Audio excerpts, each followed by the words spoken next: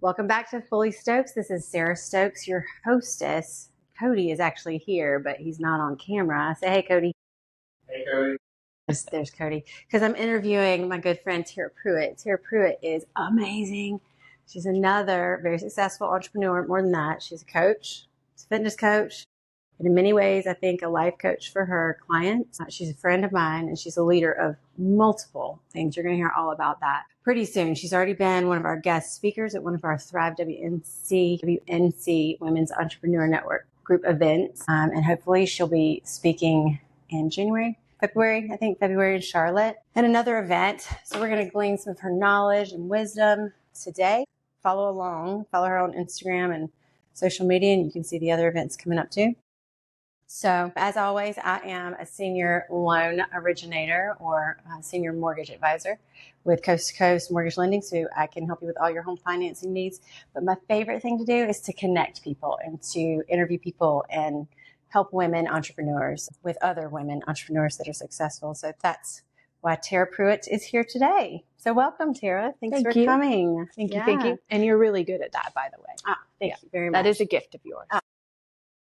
So we're in Western North Carolina right now, and that's where Tera lives, right outside of Asheville. And that's where she has all of her business and leadership. She's a lot of leadership. So let's talk about some of those things. You own and are the founder and owner of the Unstoppable Rebel Collective, which is, tell us about that. I am a personal trainer, strength coach, a run coach, and community, I guess the best way to put it is passionate about bringing the community together when it relates to education, empowerment, and as well as connecting, making sure that people are getting well connected. Sharing resources is important to me. It is. Yeah, it really is. And I think you do that well. So for example, I just love this one. This is like the second thing I say about you. It's not the most important thing, but it's like she's the brains behind the, tell me how to say, Asheville Trail Running Film Festival. How many years? 2 years now? Three years. And it's a very big production. And it is at the Orange Pill every year. It takes a huge chunk of her life. It takes a piece of my soul every year. The work in progress. Yes. Yeah. But she does that for the community. Yeah. It's not like she's making a ton of money off that. It's not, she just does it because she likes connecting people. And then, so that's one thing and that was pretty much you, right? I mean, I'm sure you have people that helped you, but. Yeah, it wouldn't happen without our local sponsors and the community being behind it and believing in it as well. But after 2020, so to be pre-2020, this tour traveled the country on their own and did this on their own. And then 2020 happened. They went virtual. They tried it that way a few times. And then 2022, the tour went. She's very popular too. That's when everything kind of changed, right? Yeah. So they wanted to bring the show back, but they were like, we need to try it another way. This isn't working. We can't do this many cities and visit so many towns as they wanted to. So they sent out an email to their email contact list. And they said in the email, it was, who would be willing in your community to become a host for this? And I was like, I'm passionate about the trail running community, from trail maintenance to volunteering to search and rescue to just being a trail runner myself. These trails take a lot of work to keep maintained. And so I was like, it's time for our community to come back together in person and honor and celebrate a piece of what makes us who we are as runners. And so the film festival is a bunch of independent filmmakers submitting films about stories of trail runners. And they're inspiring stories about how that's impacted their journey in life. And so I submitted my paperwork and was like, okay, we'll see what they say. They're not going to pick me. I don't own a store. I don't own, I'm not in charge of a running club, like nothing like that. So I was like, it doesn't matter. So I submitted it and I took a leap of faith, and they asked me if I would be the host for Asheville. So that was 3 years ago. The first year I did it, I shocked myself. I was like, wow, okay. I was always passionate about events, and that was my jam all the way through my whole career. Events were my jam. But then when the film festival happened and I actually saw what I could put into an event with having like all the heart and passion into it and nobody telling me what I can and can't do, it was really cool to see how it all transpired. But I would not be able to do it without our community and the sponsorships from the running community. Yeah. So this past year, I didn't go the first 2 years. I didn't know about it. I just met Tera this past year. It was amazing. It was huge. There were so many people there. They had a ton of volunteers that were checking people in, and Tera was the MC, and she hosted, and she sort of talked about each movie, I guess, films. Mm-hmm. They were great. They were incredibly interesting. And I didn't know what to expect. I didn't know if they were just going to be running and holding the camera. I didn't know what it was, but they were really interesting. And can people see those films like on YouTube, or? They can go to trailfilmfest.com and you can purchase the virtual event. Oh, cool. Yeah. So that's I recommend cool. it. It was enlightening. It's beautiful. I think too, even if you're not a trail runner or a runner at all, these stories are inspiring because they're sharing people's journey about how they discovered themselves because of trail running and being able to attend a race or pick a goal that they never saw themselves doing before, and just how they learned about themselves through that journey. And it's pretty inspiring. It was inspiring. That's the word I would say. It was pouring rain that night. And there was a great pizza truck, I think. Yeah. And we got a piece of pizza, but we had to... Smokey's Pizza Truck. It was really good. But we had to run through, and it was maybe this wide, and there was so much water, we were completely drenched just to run from here to there. It was really this wide. So I do remember, but it was a lot of fun. So another leadership position. I mean, you're part of... Are you a part of, you're a Lululemon ambassador, and that also in the local Lululemon, is that how it works? I don't know how the ambassadorships work, but tell us a little bit about that. How did you get that? And what are your responsibilities in the community? So tell us all about that. I'm a little obsessed with Lululemon. Who isn't, right? I kind of always have been. There's something there about the style of the clothing that and to me, like, I'm not a dressy up person, but I want to look professional. And so there's something about the style of the clothing that I can show up at work and feel in my professional presence, but also take it to the gym and get sweaty and to the trail and get dirty. And so I've always been a little obsessed with Lululemon, but the ambassadorship is a 2-year commitment, and they empower you to have a few additional tools to show up in the community, host events, and it's called community supported.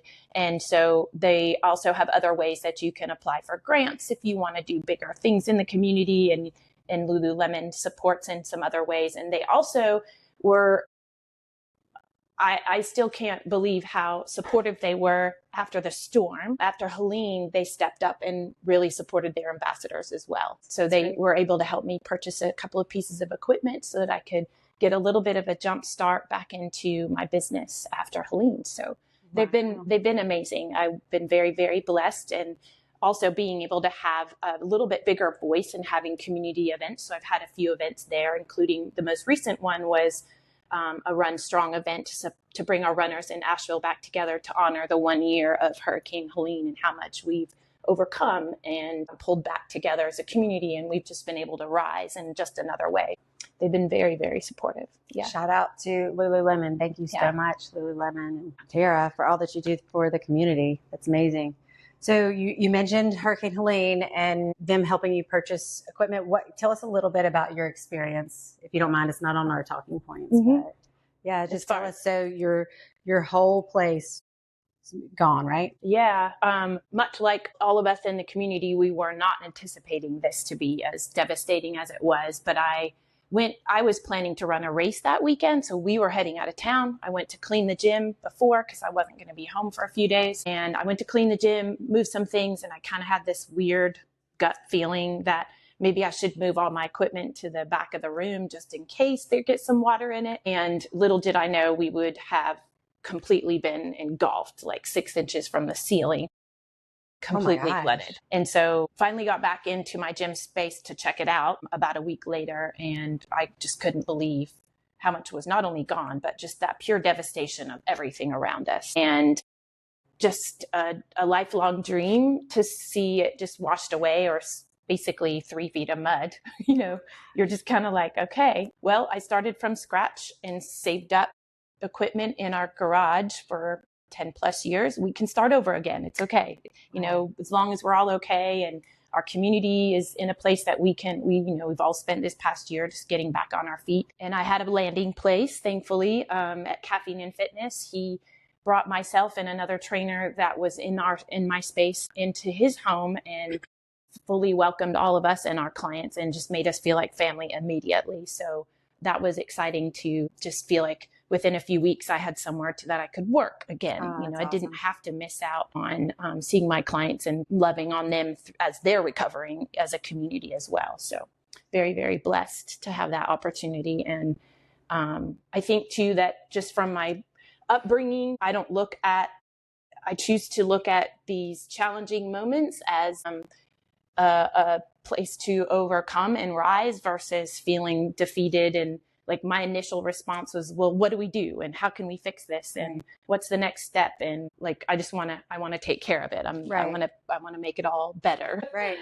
So you do. You can see that. So speaking of that, I guess we could jump there. Yeah. So let's talk a little bit about like that's unique. I meet a lot of women and a lot of successful women, obviously they do have that. They have that ability to see a problem and not, instead of getting bitter and crying about it for 3 months and not moving on, just kind of wallowing in their pity or their sorrows, they get up and they do stuff. And they don't even just help themselves, they help other people around them. And so you do that based on your Asheville Trail Running Film Festival and Lululemon ambassadorship and the events and the community.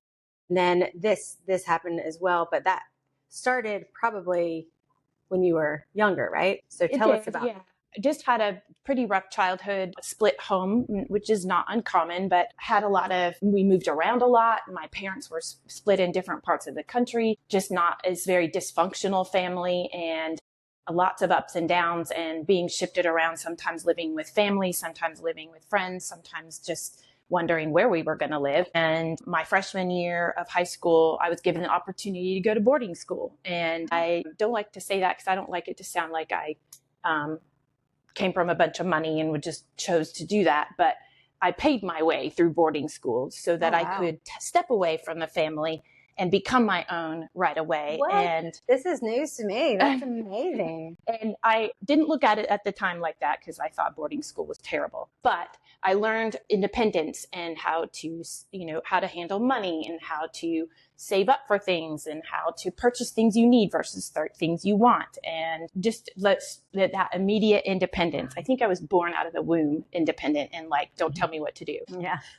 But this gave me a chance to like declare my own. And I remember having conversations with different people in that phase of my life saying, you can either let this define you and succumb to what not only everyone thinks you could be or what you're coming from your family, or you can be your own and you can decide who Tera gets to be. And so that was a very powerful thing that was told to me at 12 years old. And I will never forget that. And I felt like there was this fighter in me that I don't have to be anything anyone has determined for me just because of the family I come from. And so not only the boarding school experience, but then just kind of navigating through my own mistakes in life and challenges. I think that it's given me that drive that you just keep pivoting and you keep going. And now that saying is no one's coming to save you, right. And that's very, very true. If you want to see something happen and you're passionate about it and you are driven about it and it's speaking to you all the time, it's all you can think about, and it's a piece of who you are and there's a reason for it and someone else needs to experience it and you need to put it out there. Okay, I have two things. Do you mind telling us who was it that told you that when you were 12? That was my grandmother. Did you give her a hug? I didn't like her at the time. Yeah. But she had some wisdom. She did. She had a lot of wisdom. And it came from a good place. Okay. Yeah. Right. And then the other thing is everything you just described is sort of like a rebel. So is that where Unstoppable Rebel Collective came from? It's like your whole... This business name, this is my third business name. Okay. And this business name came from, I did the entrepreneur thing. In 2009, I opened my first business and I did the entrepreneur thing. And I felt like I had to take all the courses. I had to have the perfect business plan. I had to do things exactly. There was no script for owning a studio or being a personal trainer. You either worked at a gym and did what everyone else did, or you became a physical therapist. You took the next step and went in a different direction. And I always knew this is what I wanted to do. Always, always, always. But there was no course or other person out there telling me how to do all this. It was all trial and error when I first started. And no one understood it from this perspective as far as owning a fitness business. And then since COVID especially, but in the past 8 to 10 years, it's really blown up online. But COVID made it explode online. And so I think all along, I just had to write the script for myself and navigate it on my own. And that meant training people out of the back of my car, training people in their driveway, training people at their workplace in the parking lot, training. I went around to all the corporate businesses a few years ago. It was 2011, 12, and started asking, hey, can I come train your people at lunchtime? I train people in the park. There's some of my current clients can share stories about training in the park in 100-degree weather or 19-degree weather. I was just very, very determined that this was my path and this is what I was supposed to do. And having my gym along the way was my dream. And I just knew it had to happen. I knew it was going to happen. It was going to happen in the right timing. So what was the deal with the first two names? Were they different names? I think just like we as humans, and as we grow and evolve, our business names tend to shape and change around how we've grown and evolved. And the Unstoppable Rebel Collective came from coaching a lot of women to not follow the norm and not follow the what I call BS trends in the fitness industry, the myths and lies that we're sold so that we buy more. We're really catered to as women to purchase the next best thing, purchase the next promise, purchase the next quick fix. And I'm very much passionate about breaking all of that, breaking that cycle, educating women, giving them proper information, guiding them in the right directions, connecting with the right people so that they get good information, and then be able to just do it in their own way. Your path is not the same as my path. Right. It's not the same as the next woman's path. And it might just mean that you need someone beside you to help guide you and make sure that you're following your own path. And we can have similars in our paths, but they're not going to be the same. I want to write that down because it actually answers the next one. What advice would you give women who feel pressure to conform, do things the conventional way? And you said, that was a beautiful quote. I'm going to have to rewind it and see. It was something like, do things your own way. We all have a different path. We all have a different path. They could be similar. They could have crossing paths that we could see each other and support each other. But we all have our own path. And it's really about being more in tune with your journey, what your heart is saying, what your body is telling you. We're so externally focused on so many things. We are not internally paying attention to what our bodies and our hearts and our spirit is saying. Oh, that's good. Too much external distraction. Okay. Too much. Like you do a search now, and then next thing you know, every time you scroll on Instagram or Facebook, it's popping up. All the ads are popping up. So it's completely targeted. And it's easy to fall into that trap over and over and over. Oh, well, maybe I need this. Oh, well, maybe I need this. Oh, or so-and-so is doing this. And even with so many things now in the health and wellness, it's just, we're being targeted. The lies we're being sold are just unbelievable. I agree. Yes. I do agree with that. Yeah. I like to work out. I was a certified trainer. I don't think I trained anybody. And then I did, I was a aerobics instructor, and I did spin and yoga. I taught all those things when I was younger. And so, but I've always been in the fitness world. I like to be fit, less fit now than I have been. But anyway, I know what you're saying. I've seen all the trends. They have trends. They target us. They want us to buy stuff, the next thing, do the next thing. And it's like, maybe that's really, I'm to the age now. I'm older than you. It's like figured out it's just them trying to sell stuff. We need to focus on our own path, as you said. And you don't have to do the conventional way. You can just focus on your own path. And the sad part about some of that is it's generational. So what I've seen in my clients is I'll get 20-year-olds who have this mindset because that was the generational upbringing. 30-year-olds have a different mindset. And this is what they're thinking from their upbringing. Yes. I did a whole workshop on this because I was so passionate about it. And it's interesting because even into my 70 and 80-year-old clients, my oldest client is almost 88. Wow. And even those to hear them talk about some of the generational things that they took on in their preteen years and how it's impacted their health and wellness journey, even into their 80s, to like get them to reprogram that is such a huge feat.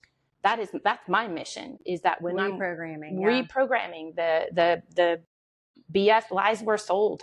It's not okay. Yeah. Can you think of anyone that would maybe resonate with people, a lie that people have been sold? Like, are you talking about like you have to be skinny to be fit? Is that one of the lies or something like that? Is there something you can think of? I think it all boils down to being a certain size. And that can apply to all the generational, I call them curses. Okay. That we have to be a certain size or look a certain way to be healthy. And that's not true. Health is not a number in as far as a size goes. Health is a bunch of things. It's about how we feel mentally, how we feel physically. How do we want to show up in the world? And can we show up confidently? Can we look at what we're presenting ourselves with today with confidence? And how do we want to keep showing up later on as we age? That's important to me as well, is that women are aging with power, confidence, energy, drive. Like, it doesn't end in your 40s. It doesn't end in your 50s. It's a whole nother leveling up in that era. And then we need to own it and take charge of it. And whatever that feels good to you,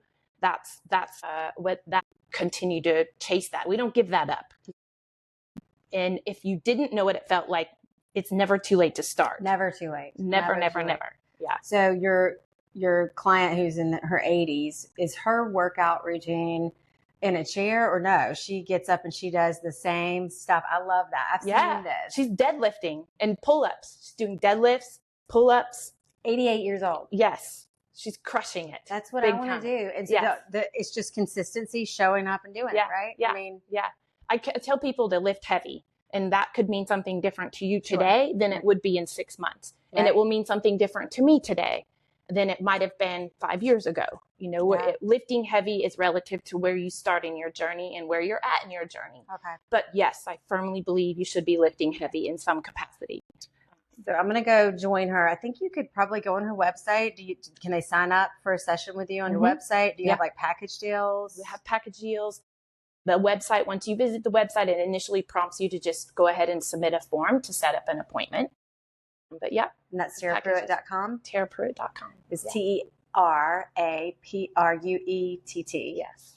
.com. Yeah. And I'm going to do it. I haven't done it yet. I know Amy and Shane have done it several times. I'm a little jealous, but I only live here part-time, so I'm going to just be easy on myself.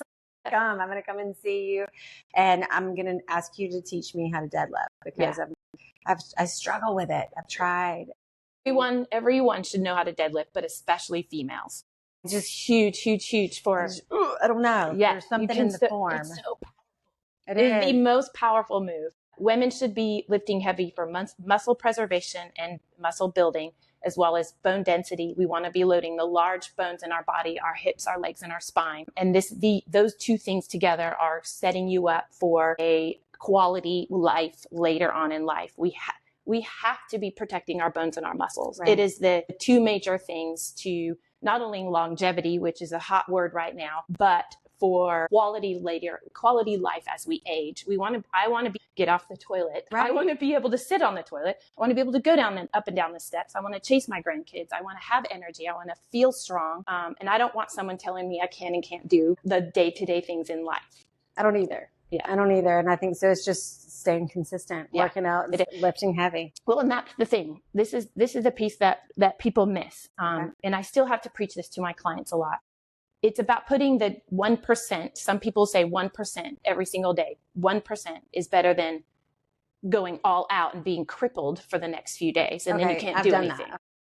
So daily deposits. Right. It's about small daily deposits that add up over time, and having the patience to put in that work. So it might mean a 30-minute walk today and a lift tomorrow and joining a friend for a class the next day, but it's about those small daily deposits. The consistency adds up. It has been proven over and over that it's more about that than it is about these big, long sessions, or when you see at the film festival, you'll see these ultra runners putting in 50 to 100 miles a week. So that's a whole nother level of athlete, professional athlete. Yes, it is. what we want to keep in mind is it's just those small daily deposits is they add up over time and they make the biggest impact. So you said workshop, and I wrote down the word mindset. I know it was more than just mindset, but I'm just wondering, do you do workshops on occasion? And if so, will you, if you don't, will you start doing them? Could you do a couple of workshops? Because you're going to do something in Charlotte for us. So maybe you could make it like a workshop setup sort of. What was it again? It was on mindset. The one I was talking about that I did. You did a workshop. It was on, we were talking about, I don't remember. So a few years ago, after 2020, we were all having a hard time coming back together. And a lot of us were feeling emotionally uneasy about, I'm not okay. And our workshop was, it's okay to not be okay. And we talked about ways we can support each other as women in the community, educating women around strength training, as well as we did pelvic health and nutrition as well. But my whole approach was talking about the generational, I call it generational curses of what we've been told by the health and wellness industry and by magazines and TV and now social media, and the outside societal pressures that we are forced to believe about ourselves, because the whole workshop was about, I introduced it as I struggle with body dysmorphia. And I always looked at my body as I hated it. And it needed to be perfect. It needed to look a certain way. I had this image in my head. And it took a lot of time to, especially in the fitness industry, it's the worst place to be when you have that. It took me a lot of time to reprogram that and coach other women to work away from the self-hatred of how our bodies are looking because of the societal pressures of what we're told they should look like. And so that my whole section of the workshop was talking about explaining in the 50s, we were told this. In the 60s, we were told this. In the 70s, we were told this. In the 80s, we were told this. In the 90s, it was about being like toothpick size. Your thighs don't touch. Your arms must be teeny tiny. Like there's those decades of what we've been sold by external sources and moving away from that, and how it's nothing about this. That's not at all what it's about. This is about feeling powerful and strong and confident and driven and living life with energy and passion. Yeah, I really love that. I wish I could have been at that workshop. Stay tuned. Maybe we'll have a workshop come We'll pull those people back together. So, Tera actually has mentioned that she has been a forced extrovert, but she is truly an introvert who's had to become a forced extrovert, if you can believe it, because she does all these leadership things. But tell us a little bit, like, how did you create that change where you are now, I don't know if you're extroverted. I mean, do you think you're extrovert? She is very outgoing. I mean, I would say as just a bystander, yeah, you are an extrovert, but she's literally stated she's an introvert who's a forced extrovert. So like, what is it? Is it just the drive to help the community that's put you there? Wanted to teach group fitness so badly that I had to overcome the introvertedness. And I wanted that was my initial goal since I was 16. I wanted to teach group fitness, and I fell in love with it. I wanted gym membership my senior year in high school. And I was like, this is it. This is what I want to do. But I had to get over being like in the back of the class, the extrovert, the no talking to anybody. And I just wanted to show up in the back and take my spot. Well, then you have to show up in the front and be the leader. And I wanted to do that so badly that I had to force myself to figure out how to read the room and talk to people and ask questions and go before class and talk to everybody and stay after class and talk to everybody. And then I started being more involved in the gym, and I knew I wanted to be a personal trainer. And I was like, well, nothing's more awkward as an extrovert than one-on-one conversation. So I was like, all right, here we go. But I knew that had to be a part of my growth journey, and that if I really wanted to make an impact, I had to find ways to show up. And it was something that took some time. It took a while. How many people do you think were at the Asheville Trail Running Film Festival? This year, 25. So she was standing in front of 225 people. But it was dark. She didn't. No, not the whole time. It was mostly dark. So she's definitely overcome that. Is all my point. Is she's definitely that. So I remember that when I was teaching. I started in college. I started teaching group aerobics and spin class and everything like that, and it was terrifying. But once you do it and then you just keep practicing it, it's almost like, that was great. I can't believe I did that. I actually did that. And it makes you feel a little better. So if you're an introvert, you might could overcome it as well. Teach a class. Yes. Huh? I have a friend, Megan Flint, and she does not like speaking in front of people. We remember the retreat we had 2 weeks ago, I think, up here. Some of the Charlotte women came up to the Asheville area and we rented 2 houses. She was there and she taught a class, and it was really out of her comfort zone, but she kind of made herself do it because she wanted to step out of that comfort zone, and she's ready to do something bigger now. So bravo, Megan. You did a great job. And one day you will be just like this. No. Okay. So let's see. You also told me your marriage and your relationship, your son, your husband, your family was very important in your journey as a successful entrepreneur, fitness, Unstoppable Rebel Collective, everything you do, all of the leadership. So you have a lot of support. Has it always been like that? Or have you, I know marriage, but is there anything that we can take from it? Any wisdom that we can take from you, your experiences? Well, we had our son when I was barely 21. I wanted my son to see a strong female, a strong woman in his life that was determined to always show up in the world as not only just as myself, but I wanted him to see that you fight for what you want. You chase for what sets your soul on fire. And he is my ultimate why. He's my driver every single day. Because when he tells me, Mom, I'm so proud of you, it's like the best feeling in the whole world. And plus he gives the best bear hugs. But he has always been my drive, and he's also been next to me through most of the journey, because when I started in the fitness realm, I started in childcare so I could be with him, because I wasn't going to put him in daycare, and I worked 3 jobs. So I wanted him with me. So I was a nanny, then I worked at the gym at night, and then I would open the gym first thing in the morning and he would come with me. Wow. And then he grew up in the gym the first 5 years of his life. And he saw me teaching fitness classes, being a trainer, kind of just working my way up. And he was just there. Like, I took him everywhere with me. And as my career grew and changed, he's always just been there to witness it all. And I wanted him to see that if there's something that drives you and you love, that don't let the conventional path deter you. Yes. And if your path isn't what everyone else is doing, and that's what lights your soul and you're going to chase it, then do it. I didn't go to college full time. I went to college, but I didn't graduate. I knew this is what I wanted to do, and I did not have the supportive family. My husband was the major supporter and was like, you want it, you do it, you go after it. He never said no. He always said yes to all my crazy ideas. And his career path allowed me to do that, whereas sometimes it doesn't collide that way. But his full-time career path allowed me to do that. And the fact that he just said, I believe in you, you should do this. He always said yes.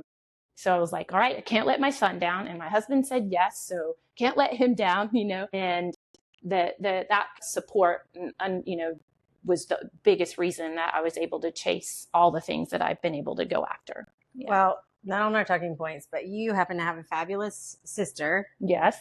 All right. So she is actually really fabulous. I met her and I was like, Tera was not joking. She is absolutely fantastic. So what is your situation? Is she older or younger? She's younger. We're 15 months apart. I'm the oldest. Okay. Yeah. So you're almost kind of like the same age. Yeah. 15 months is not very much. So you grew up together? Mostly. Okay. Yeah. Because of our childhood. We sometimes weren't together. We sometimes were. We've been spending the past, I would say, 10 years repairing our friendship, determined that we were going to heal from our past and not let that stand in the way of how we wanted to show up for each other as we age. Yeah. Have you ever thought about writing a book? I have. Yeah. I know a publisher, Tanya, but the reason why is you both have something special about you that I can't put my finger on it. I mean, we're talking and all these things are very special, but also she does too. You're both very successful, businesswomen. So that's one thing. But also, I remember we were doing a podcast with all the ladies up here and they kept talking and I was trying to guys, we have to get through our agenda. What are you doing? And I remember I was like, stop. And she did. Starla is her sister. She came over but she did it in such a graceful way that it commanded the room. Whereas I was about to cry. I was like, why won't they stop talking? Because you guys are sweet, but you were just talking like, we do when we get around each other. But Starla was able to quietly and gently organize everyone into getting it done. And I was like, how did she do that?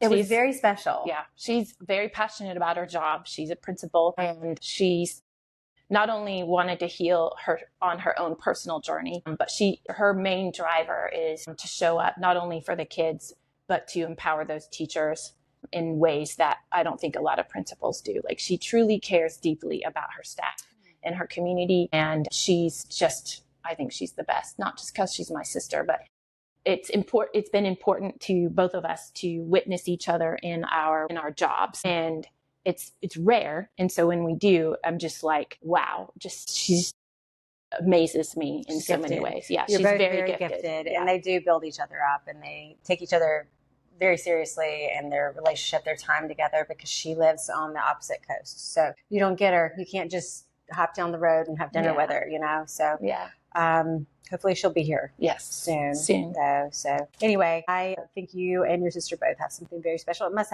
have to do with your upbringing. There must be something there that, you've told us a little bit about it, but a book is what I'm saying. Yeah. You could write a book. Or a podcast. Yeah, I think you should. I love that idea. All right, I'm going to do some rapid fire. So coffee or tea? Coffee. Coffee, absolutely. Black or bougie? Bougie my way. I make homemade creamer at home. What? How do you make creamer? So once a week I allow myself to have coffee out, because I have everyone has their few favorite places. Right, but I make homemade creamer at home with fancy schmancy half and half from the glass jar, local farmer. Oh, nice. Half and half are heavy whipping cream, whole milk, vanilla, almond, and pure maple syrup. I'll put the recipe in the bio. Okay, great recipe. Yeah, so like twice a week I make it, because the hubs drinks coffee too. So can you tell us where we can get the glass jar? Do you just go to like Earth Fare or Whole Food? Yeah. All right, I'll put the recipe in there. Yeah. It's amazing. Are you, I know the answer, a night owl or a morning glory? Morning person. Because you work out early, right? And sometimes I have to work out very early. Mornings, my clients usually start at like 6:30. So I either have to get it in that right away before they do, or immediately as my day ends, because once you get home, nothing's happening. Great. Yes, I did not work out today. Yeah. How many miles a week do you think you run on average? Not a lot right now. Okay. Life has been a lot. So, I'm trying to keep 20, 25. I need to keep a base.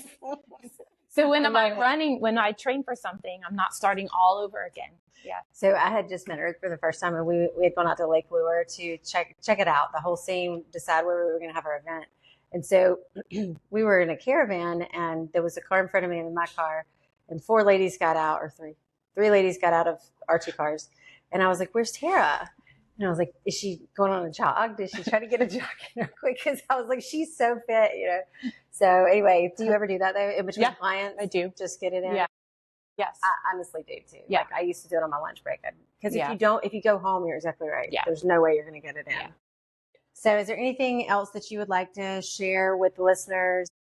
I'm going to have all of your social media and the social media posts and reels, as well as the summaries. And this will be on YouTube and Spotify. But if you have anything else you want to add, just, they need to come see you, don't they? They need to come see me. Yeah. I think my big thing would be that if you've been considering taking on your health journey, that I'd love to be a part of that and be able to hop on a call and just chat. Like I'm not here to sell anything. Right. Cause that's not how I work. Right.